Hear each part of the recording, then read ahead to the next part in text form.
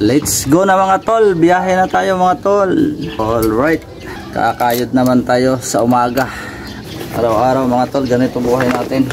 Kailangan kumita dahil may pinapaaral tayo.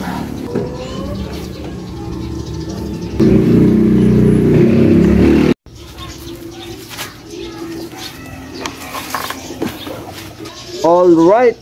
Let's go na mga tol. Let's go. May nakuha na akong booking mga tol, isa Pandito Kalumpit. Malapit lang to mga tol. Ayun oh, 260 meter na lang mga tol. Alright, let's go, puntahan natin. Alright, malapit lang. Let's go.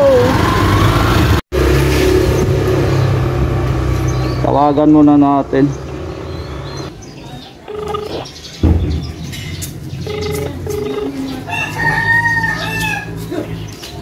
Hello.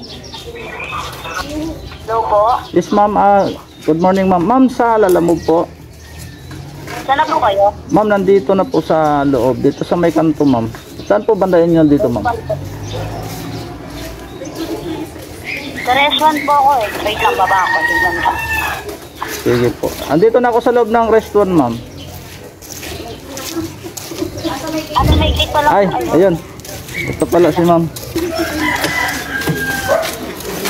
Buya, yung may-ari daw po yung magbabayad ng naliligo. Minamadali ba ito ma'am? Opo, pinapaano na din eh. Pasabayan ko lang sana. Bale, tawagan ko. Hinahanap na din kasi yan. Okay. Tawagan ko na lang po. Sige, picturean ka lang. Thank you kuya. Thank you ma'am.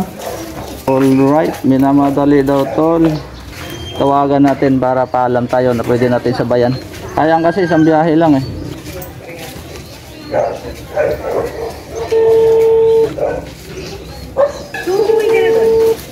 Hello. Sayang hindi ko lang na-on yung video ko. Nung nakausap ko, pumayag eh, nasabayan ko. So alright, sabayan natin mga tol. Alright, may nakuha tayo ulit mga tol, pangalawang booking. Ayan mga tol, dalawa na. Yan, Pandi Kalumpit, tapos ito Pandi Malolos. Malapit lang to mga tol. 4 kilometers mga tol. Kunin na natin, let's go. Alright, 4 kilometers lang mga tol. Malapit lang, 4 kilometers. Dalawa na.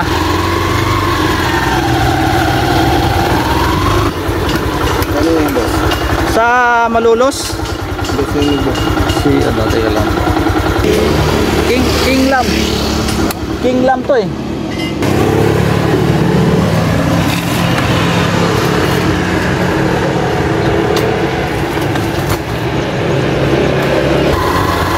Alright, tiba-tiba na naman tayo mga tol sa Pangarga mga tol. Malolos, pero boundary lang siya ng Giginto mga tol. Sa ano lang, Pablo lang, bago magdakila. 16 kilometer, 300 pesos. Hindi na, dandahan lang tayo kasi may kabigatan to.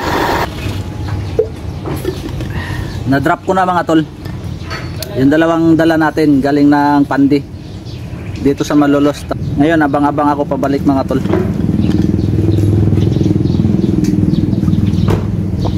Sana makakuha. Alright, abang-abang lang ako mga tol.